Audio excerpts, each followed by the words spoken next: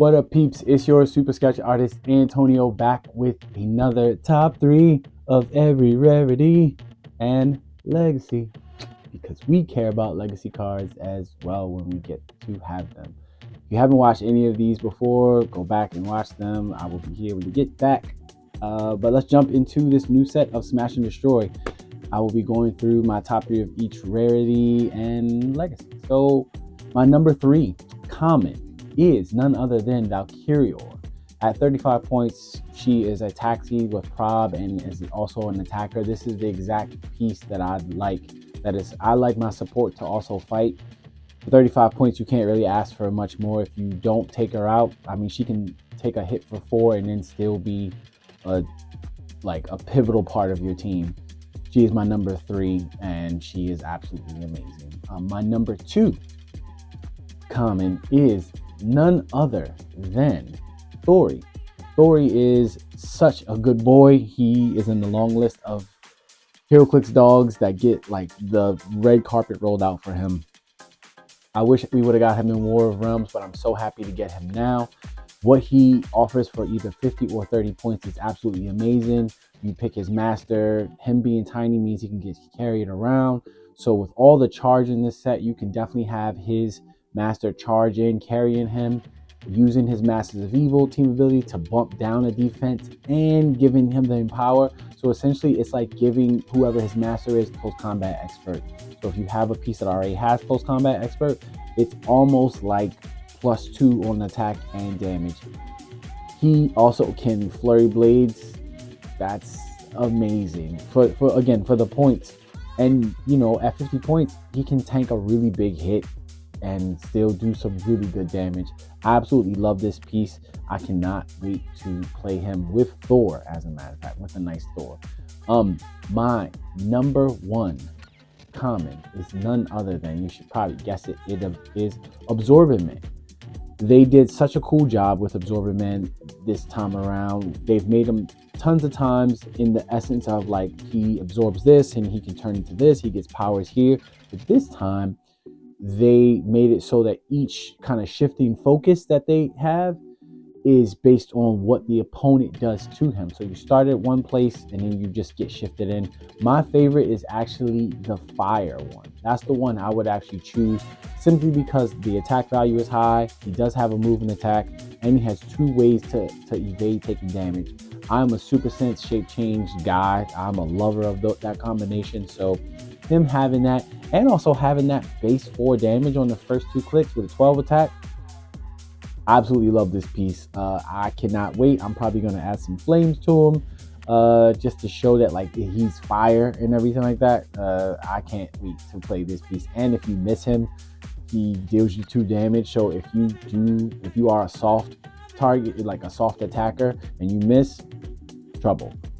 The fact that we got a chase with him, I hope I pull him, but like, use this Absorbent Man and use him. And realistically, give yourself at least 2 slots to add, 2 other shift outs for him, because he's well worth it.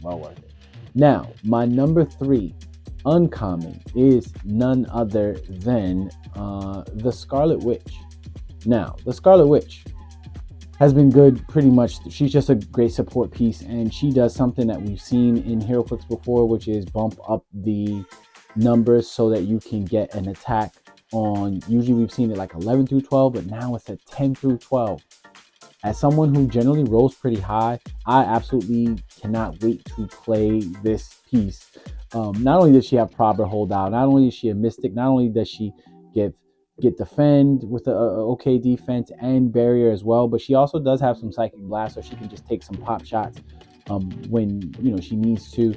But that 10 through 12 for adjacent friendlies or for Brotherhood is absolutely just bonkers, and I can't not wait to play her with the super rare Juggernaut from Collector's Trove. He is going to run around just praying that he rolls that 10 and dealing all kinds of damage. She is my number 3 uncommon, and my number 2 common is a split common. It is between Broom and the Desir.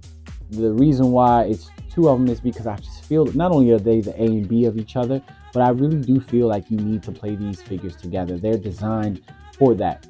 Brune has it so that when an opposing character within 6 squares is given a free action, that means you're perplexed, that means you're outwit, that means you're sidestep. Can you imagine sidestepping and or even, charging and attacking? Remember, the close is free. The charge gives you a move and then a close that's free. Can you imagine just charging and then all of a sudden the Desir and Brune just just gang up on you? I absolutely cannot wait to play this piece. And Brune gives the Desir and herself +1 on their rollouts. So they both start with super senses. So that's 4 through 6 super senses. OMG, if you team them up with Miles Morales from the Black Panther set, now they would have 3 through 6 super senses. I absolutely love it. I actually thought that these two were going to be the Valkyrie. I thought the Valkyrie would show up, like Jane Foster Valkyrie, because this is the exact outfit that she has. So maybe they might reuse that sculpt in a later dial, but I for sure thought it was going to be her. But these are two Unclicked characters as well as Valkyrior and Thori. So I love all of the Unclicked figures that we are getting in this set. It's absolutely amazing, which brings me to my number one uncommon, which is none other than Quicksand. OMG. So when I started reading comics when I was young, Quicksand was one of the reoccurring enemies for Thor, her and a guy named Mongoose. So I hope that we see Mongoose in a later set. Please, please, please, because he's just a D-list character that not many people are even going to know, but I want him in Heroclix.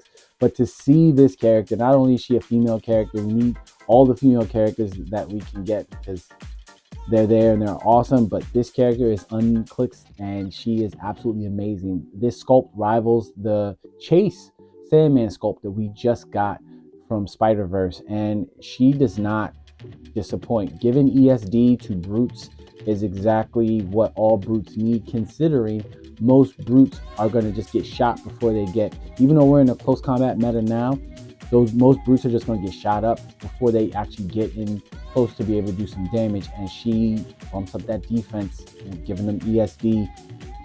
And she has traded Flurry, so at 100 points, I'm playing her at 100 points because not only do I want the high damage and I want the better attack, and I want the sidestep, but I also want the better defensive power. And the fact that she does have a stop, which is crazy. I love this piece. I cannot wait to not only have it but also just play with it. It's going to be so much fun. Going into the rares, my number 3 rare is none other than Wave, another female character that we have not seen in the game and is Unclicked. I absolutely love that. So if you play Marvel Snap, you know who this character is. She wreaks havoc in Marvel Snap. And if you read the book, the Ages of Atlas book, and now she's about to be in one of the One World Under Doom books as well with Arrow, another piece that is debuting in this set along with Karma, which we haven't got one of her for a while. But anyways, I love me some fishy people, and she is a dolphin symbol. She has Atlantis keyword, which gives her access to the Serpent Crown for free.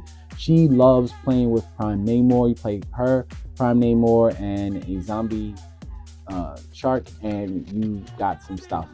That's cool. I like that she makes water when she either attacks or targets a character with a power that she has perplexed those first 4 clicks, so she can just perplex somebody, place the water adjacent to them, sidestep up, and be in now water so she can't be shot from afar. And that's absolutely amazing. And if you pick up, which she can pick up water, which no one can pick up water, but she can pick up water. She's the first character to be able to do so. She can pick up that water. When she hits you, she has knockback, and she increases the knockback damage by 1. So that means, again, if you go against a soft target, there not only is she when she picks it up, she would be hitting you for 3, but on top of the 3, now she could potentially, if you're a soft target, knock you into a wall, and then that ends up being 5 damage. Lovely. I absolutely love this piece.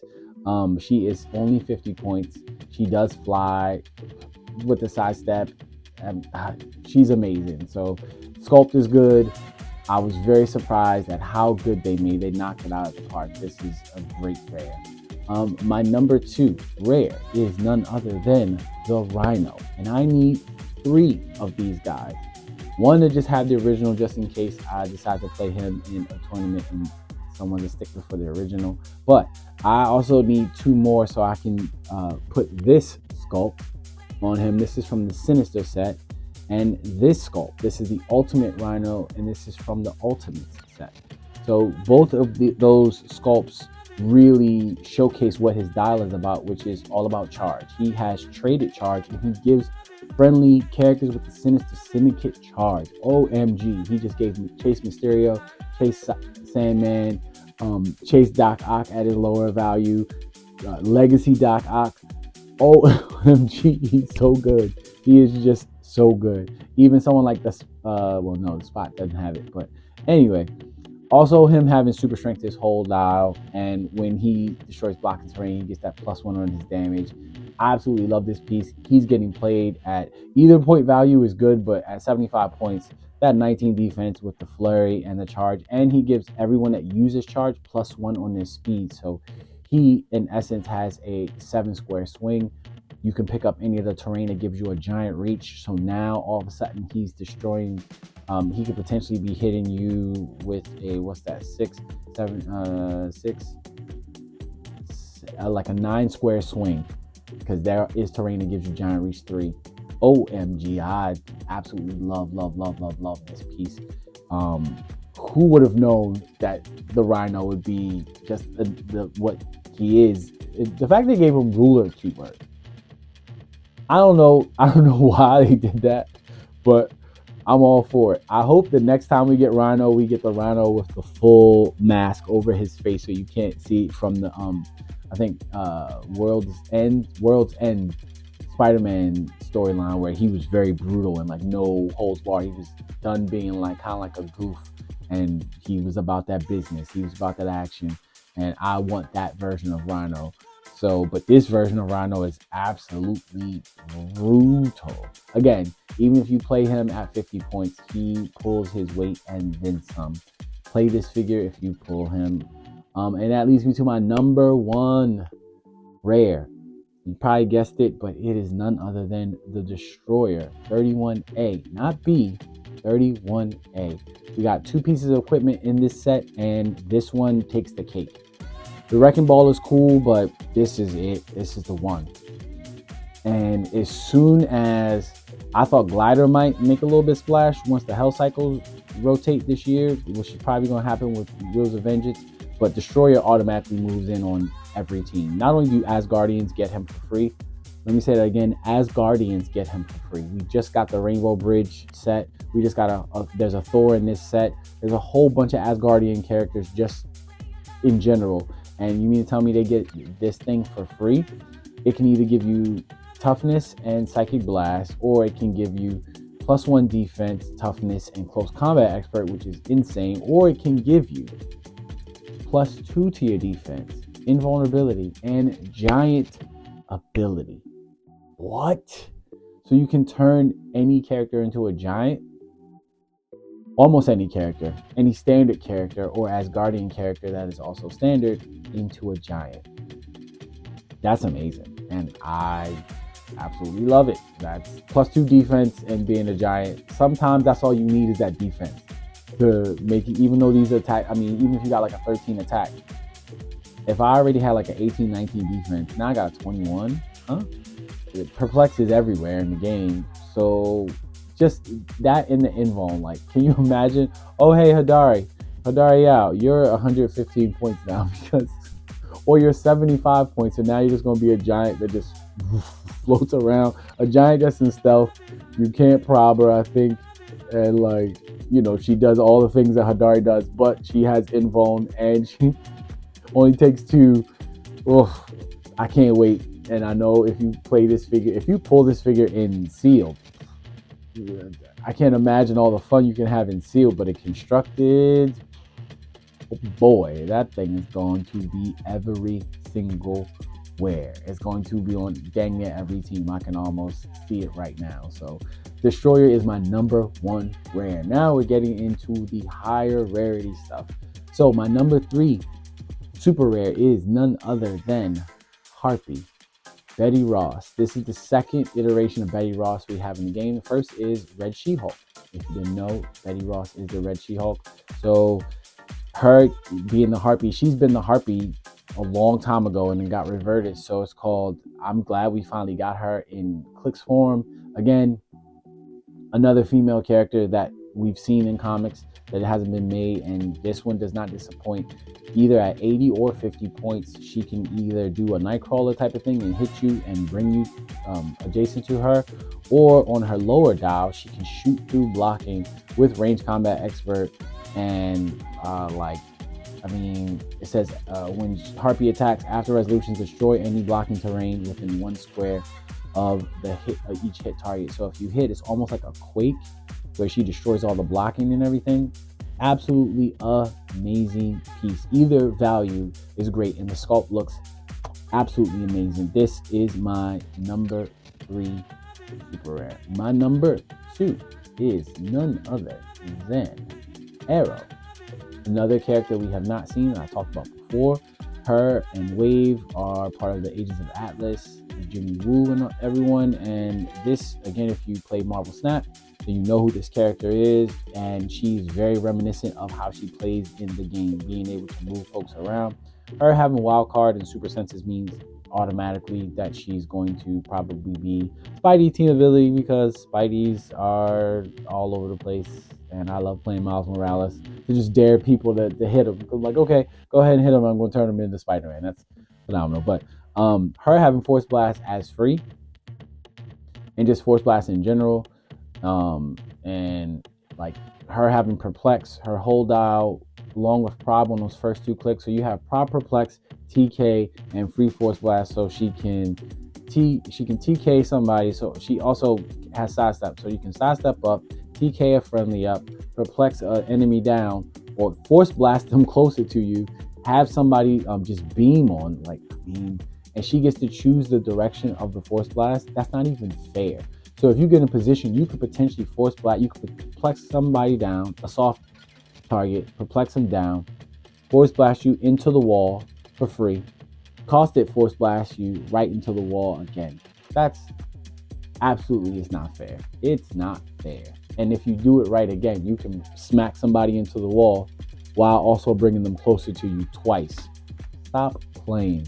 This piece is going to be, again, everywhere, because Perplex, Prob, and TK, along with her being a taxi herself and ignoring characters so you can't tie her down. Yeah, I can see even adding Bucky's arm to her just to give her some offensive, or just give her the universal weapon so that 5 range with dual targets can really work with, say, precision strike or anything that you want. I mean, because why not? Just why not? I absolutely love this piece, and the sculpt is beautiful too. So that takes me to my number 1 super rare, which is none other than She-Hulk's worst enemy, Titania.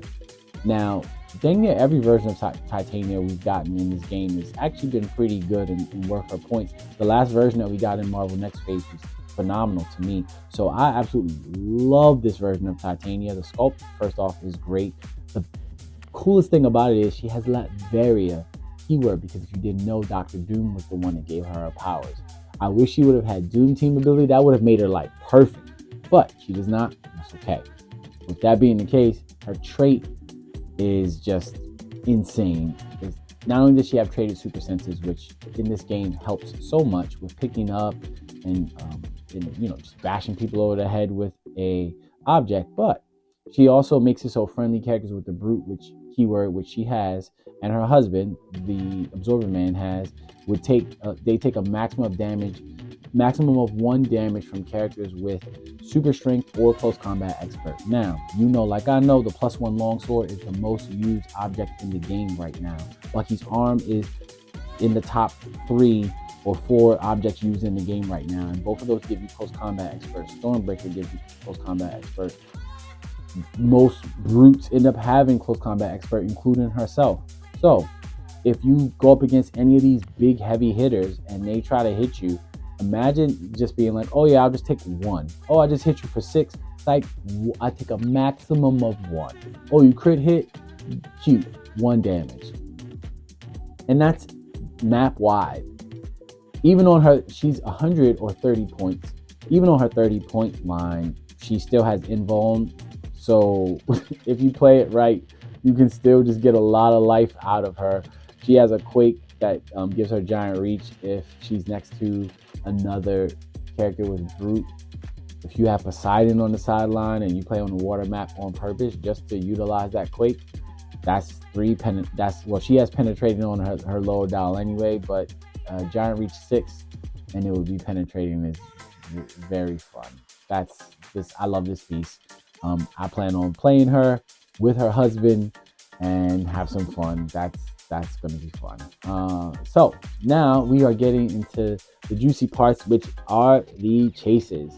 Now, my number 3 chase is a man who shares part of a name with me, which is none other than Tony Stark. Iron Man.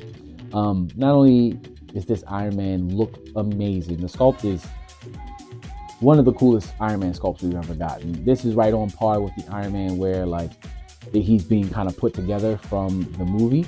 So I love that Iron Man sculpt, and I love this Iron Man sculpt. And because a lot of times Tony won't even be in the suit. He'll just have a suit out doing stuff while he's back building more suits or plotting things and stuff, because that's what Tony does. The coolest thing about this Iron Man is he is not a point and click figure. He is the definition of a finesse piece.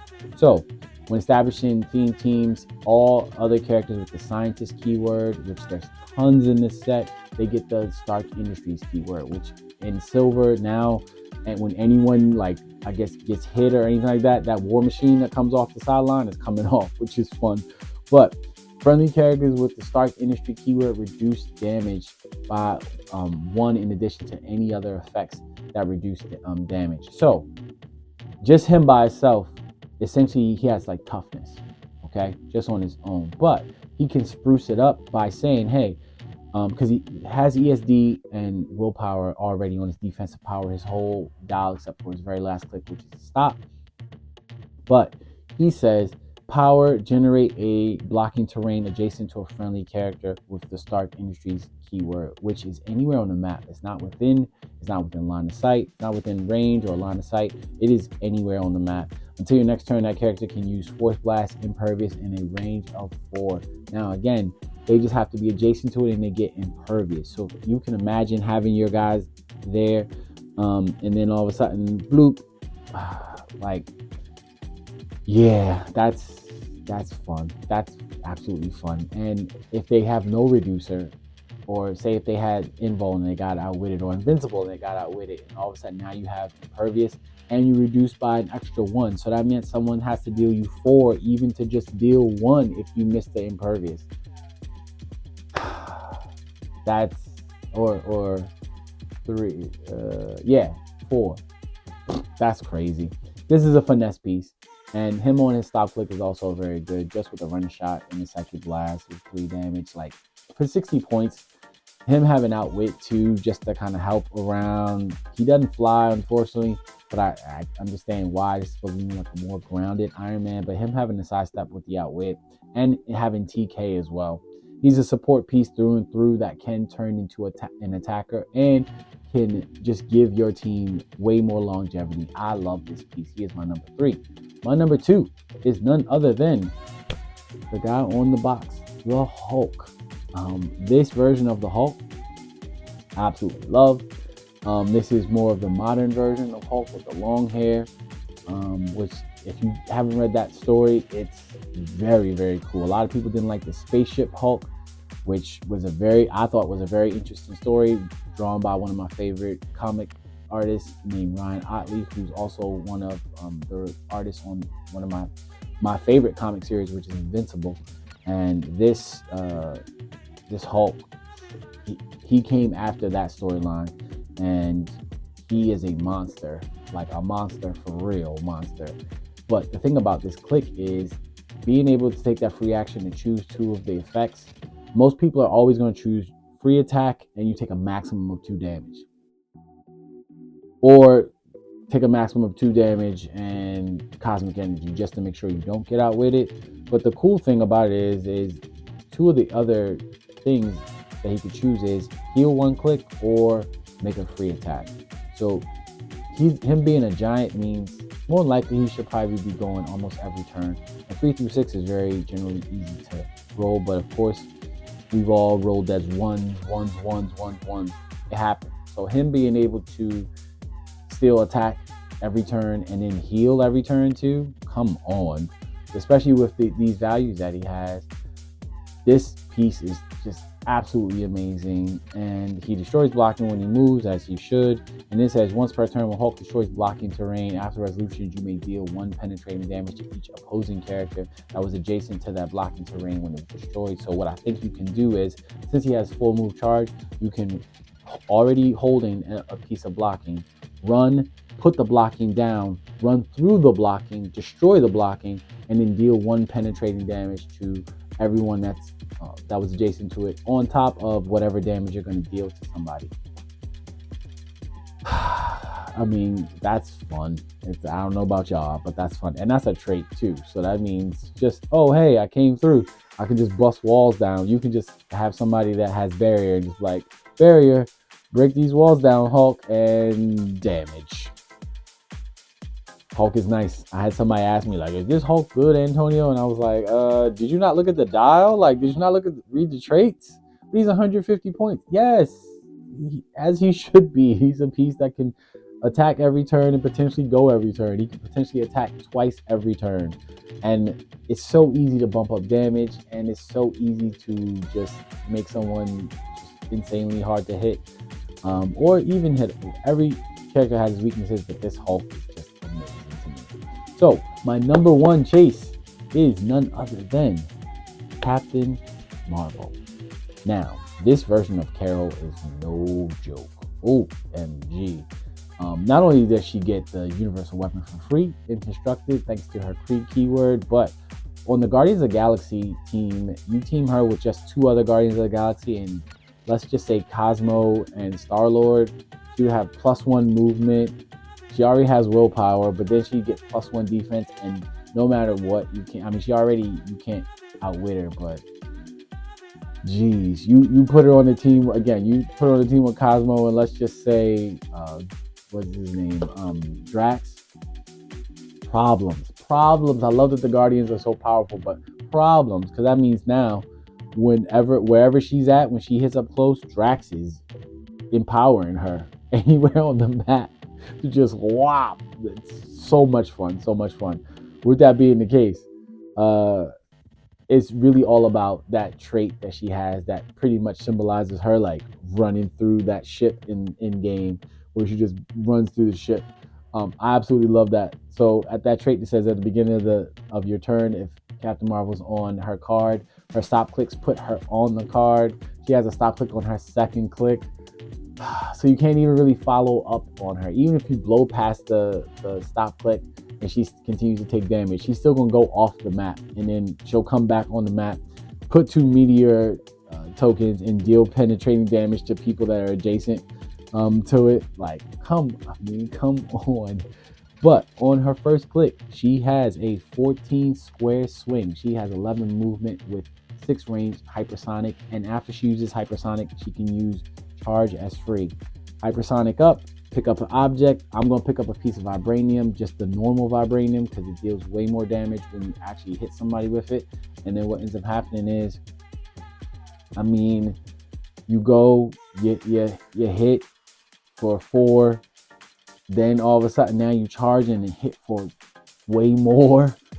Yes, that's amazing. And her having a 6 range in today's game just means she can also just kind of sit back and shoot from afar if she really needs to. I love this piece.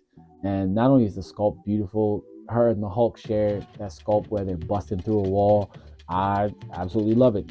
I like the newer hairstyle and costume that she has on, this is just a great piece. I would never play her at 100 points. I would play her either top dial or 60 points because I do like that hypersonic entry charge, because even at the 60 points, if you play her, she's viable simply based on the fact that she can hypersonic up and shoot. She has an 11 square swing on her 60 points, and with a 13 for 4, if you give her universal weapon, you can give her a psychic blast to make it hurt, or precision strike just to make it stick.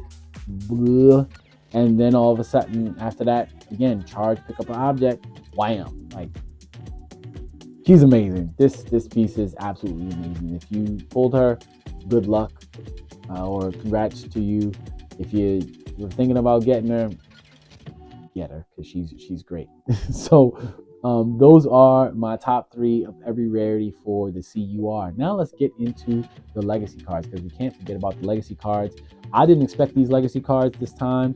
I had a whole list. If this was like a March Madness, everyone's like things would have been dead, because no one picked these pieces. Like nobody picked all of these pieces. Let me say that nobody picked all of these pieces, or even half. If you ask me, I don't think anyone even picked half of these pieces. But my number 3 is none other than Spirit of Vengeance Red Hulk. Not only is this sculpt beautiful, it was overpriced when it came out, and it's still very pricey today. But I think it legitimizes that by having not 1, not 2, not 3, but 4 stop clicks in a row, and doing something that we've never seen before, which is the pilot trait we've seen.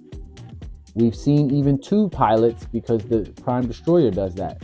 This has 4, because if you read the Circle of 4, this is an amalgamation of Ghost Rider, Venom, Wolverine, and Red Hulk. So you get to choose 4 characters on your sideline that have a keyword with this figure, which is symbiote, thunderbolts, animal, brute, monster, mystical, and soldier. That's everything pretty much.